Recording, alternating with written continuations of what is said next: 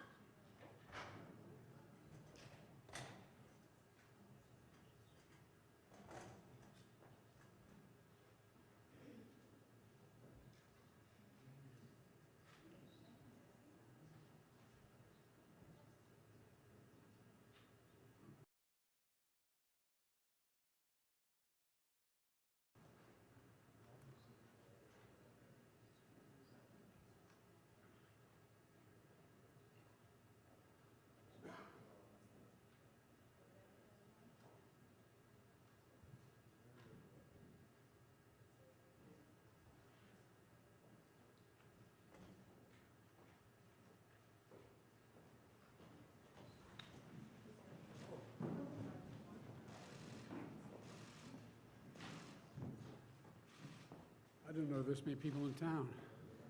Please, have a seat. As you know, I just concluded several hours of meetings with President Xi, and I believe they were some of the most constructive and productive discussions we've had. I've been meeting with President Xi since both of us were vice president over 10 years ago. Our meetings have always been candid and straightforward. We haven't always agreed, but they've been straightforward. And today, build on the groundwork we laid over the past several months of high-level diplomacy between our teams. We've made some important progress, I believe. First, I'm pleased to announce that after many years of being on hold, we are restarting cooperation between the United States and PRC on counter-narcotics. In 2019, you may remember, China took action to greatly reduce the amount of fentanyl shipped directly from China to the United States.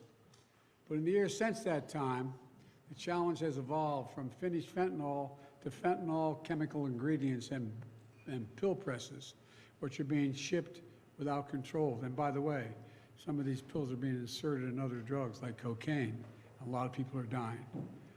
More people in the United States between the ages of 18 and 49 die from fentanyl than from guns, car accidents, or any other cause, period.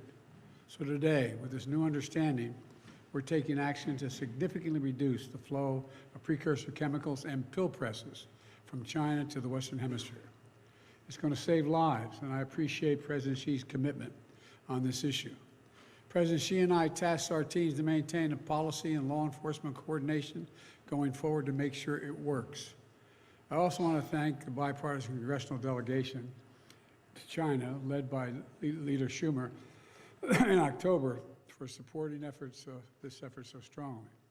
Secondly, and this is critically important, we're reassuming military-to-military contacts, direct contacts. As a lot of you press know who follow this, that's been cut off, and it's been very worrisome. That's how accidents happen, misunderstandings. So we're back to direct, open, clear, direct communications on a direct basis. Vital miscalculations on either side can cause real trouble with a country like China or any other major country. And so I think we're made real progress there as well. And thirdly, we're going to get our experts together to discuss risk and safety issues associated with artificial intelligence.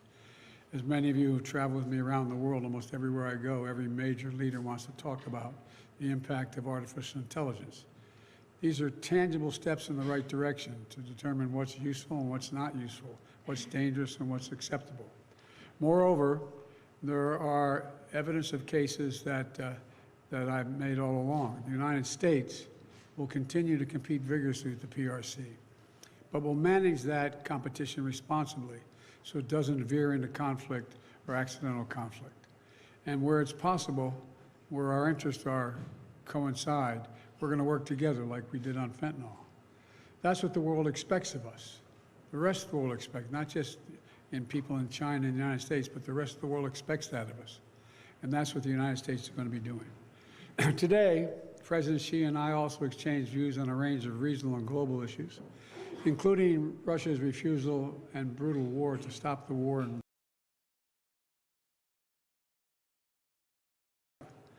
And as I always do, I raised areas where the United States has concerns about the PRC's actions, including detained and exit-banned U.S. citizens, human rights, and coercive activities in the South China Sea. We discussed all three of those things. I gave them names of individuals that we think are being held, and hopefully we can get them released as well. No agreement on that. No agreement on that. I also stressed the importance of peace and stability in the Taiwan Straits. It's clear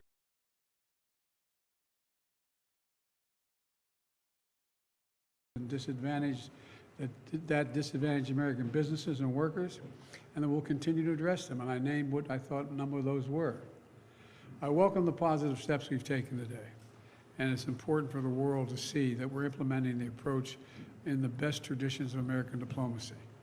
We're talking to our competitors, and the key, and just talking, just being blunt with one another, so there's no misunderstanding, as a key element to maintaining global stability and delivering for the American people. And in the months ahead, We're going to continue to preserve and pursue high-level diplomacy at the PRC in both directions to keep the lines of communication open, including between President Xi and me. He and I agreed that each one of us could pick up the phone, call directly, and would be heard immediately.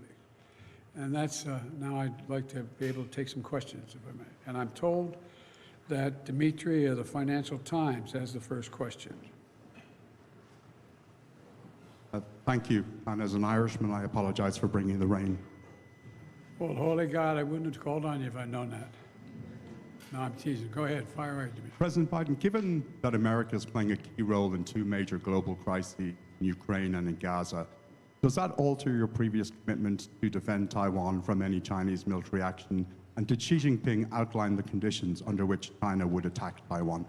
Look, I reiterate what I've said since I've become president, what every previous president of late has said, that we maintain an agreement that there is a one China policy, and that I'm not going to change that. That's not going to change. And so that's about the extent to which we discussed it. Next question, sorry, was Bloomberg. It appears, among other issues, that your agreement with President Xi over fentanyl will require a lot of trust and verification to ensure success, curbing those drug flows. I'm wondering, after today, and considering all that you've been through in the past year, would you say, Mr. President, that you trust President Xi? And secondly, if I could, on Taiwan, you and your administration officials have warned President Xi and China about interference in the upcoming elections. I'm wondering, what would the consequences be if they do, in fact, interfere in those elections? Well, I may have had that discussion with him too, made it clear I didn't expect any interference, any at all. And we had that discussion as he was leaving.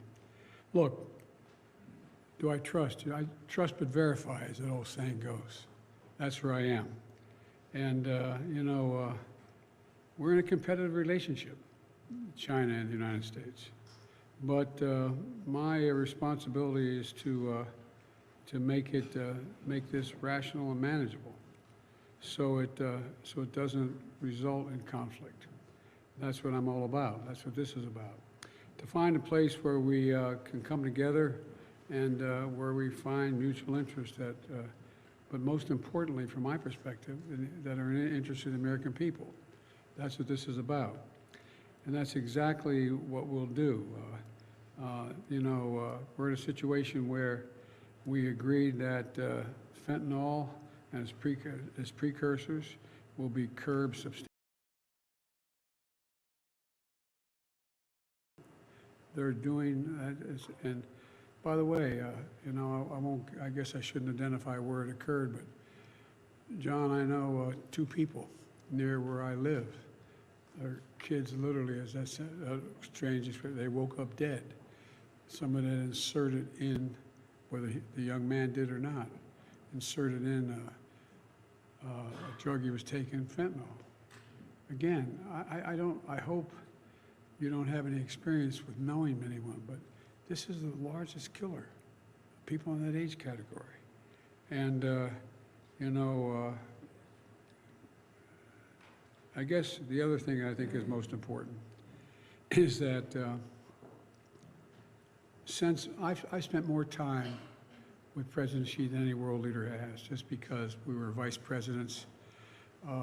His president was President Hu. I'm not making a joke. President Hu and President Obama thought we should get to know one another. Wasn't appropriate for the President of the United States to be dealing with the Vice President. So we met, if I'm not mistaken, I think it was 68 hours of just face-to-face, just us and a simultaneous interpreter. So I think I know the man. I know his modus operandi. He's been, we have disagreements. He has a different view than I have on a lot of things, but he's been straight. I don't mean that it's good, bad, or indifferent. It's just been straight. And you know, we, as I said, the thing that I find most assuring is he raised, and I fully agree, that either one of us have any concern, Mr. Ambassador, any concern about anything between our nations or happening in our region, we should pick up the phone and call one another, and we'll take the call. That's an important progress. I'm embarrassed. I think it's CBS, but I can't remember who is CBS. I'm sorry. Mr. President, Judge Jay. Sorry. I apologize. You continue to stress the need to ensure competition with China does not veer into conflict or competition. In the past 2 years, there have been 180 incidents of Chinese aggression against U.S. aircraft in the Indo-Pacific, and of course, ramped up military activity in the South China Sea. If that does not count as veering into competition, then what does? And did you issue a warning against that? Well, first of all, none of it did end up in a conflict, number one. Number two, you may recall I did a few little things like get the Quad together, allow Australia to have access to new submarines, moving in the direction of working with the Philippines. So our actions speak louder than our words. He fully understands. And because of the news of the day, sir, I do have a question about the idea of trade on the Al-Shifa hospital, as it tries to contain and take out the Hamas that is there. This week, you also said that we must protect hospitals. So when you weigh the target against the number of civilians inside the hospital, is the operation underway justified? Well, look, we did discuss this, by the way, but we can't let it get out of control. Here's the situation. You have a circumstance where the first war crime is being committed by Hamas by having their headquarters, their military, hidden under a hospital. And that's a fact. That's what's happened. Israel did not go in with a large number of troops, did not raid, did not rush everything down. They've gone in with their guns. They were told, let me be precise. We've discussed the need for them to be incredibly careful. You have a circumstance where you know there is a fair number of Hamas terrorists. Hamas has already said publicly that they plan on attacking Israel again, like they did before, do everything cutting babies' heads off to burning women and children alive.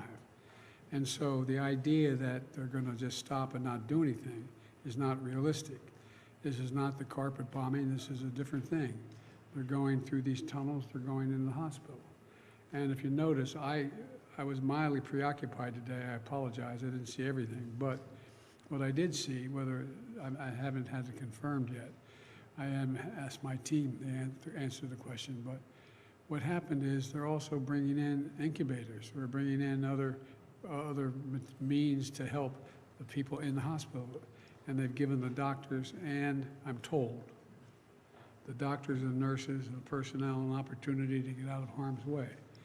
So this is a different story than I believe what was occurring before with indiscriminate bombing. What do you got? Washington Post. I think that's right. Mr. Oh, there you are. Sorry, I couldn't see in the light.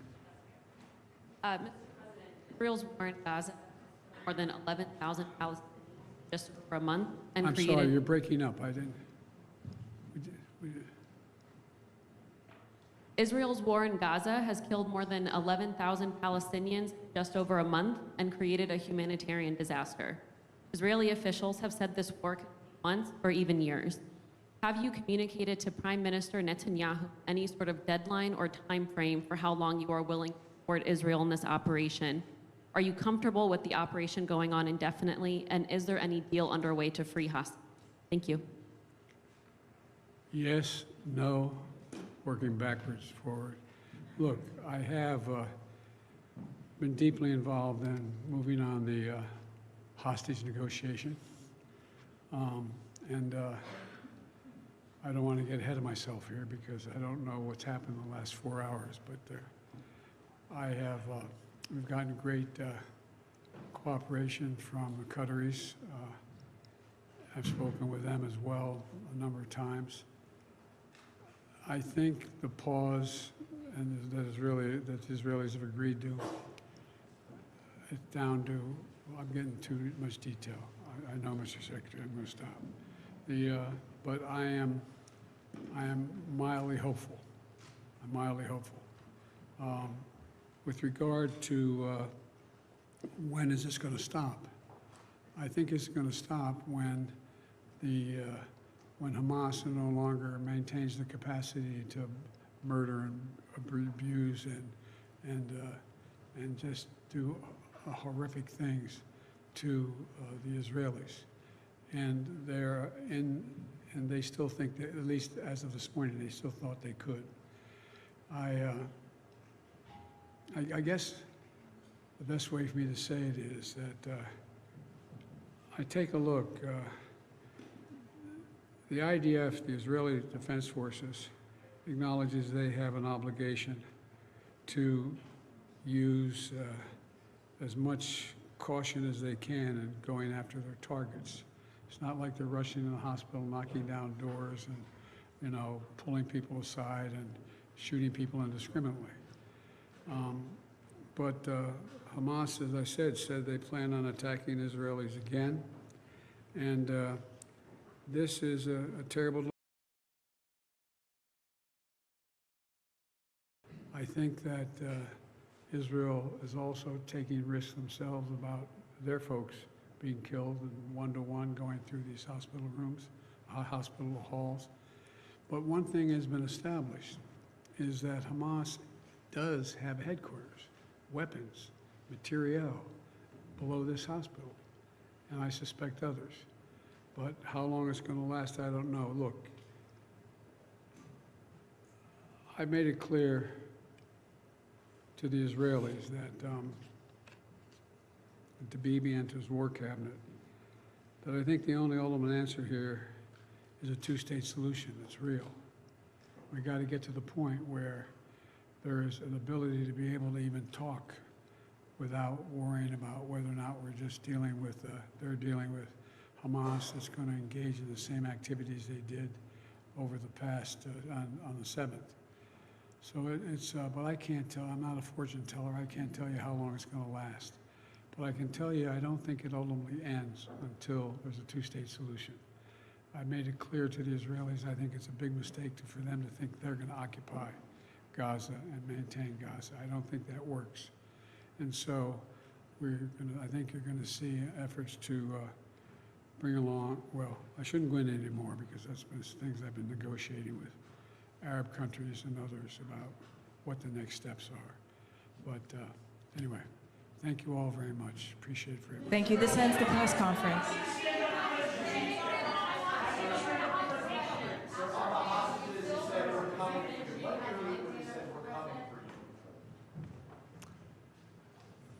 When Hamas said they plan on doing the same thing again, what they did on the 7th.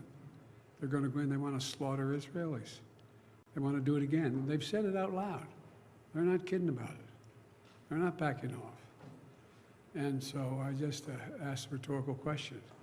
I wonder what we would do if that were the case. On the hostages, though, you said we're coming for you. What do you mean to the American hostages when you said, hang tight, we're coming for you? What I meant was I'm doing everything in my power to get you out. Coming to help you, to get you out. I don't mean sending military in to get them. Is that what you thought I might mean? No. I was not talking about the military. I was talking about you're on our mind every single day, 5-6 times a day. I'm working on how I can be helpful in getting the hostages released and have a period of time where there's a pause long enough to let that happen. And there's somewhere between 50 and 100 hostages there, we think. And sir, one's a 3-year-old American child. You're darn right it is. That's why I'm not going to stop till we get her.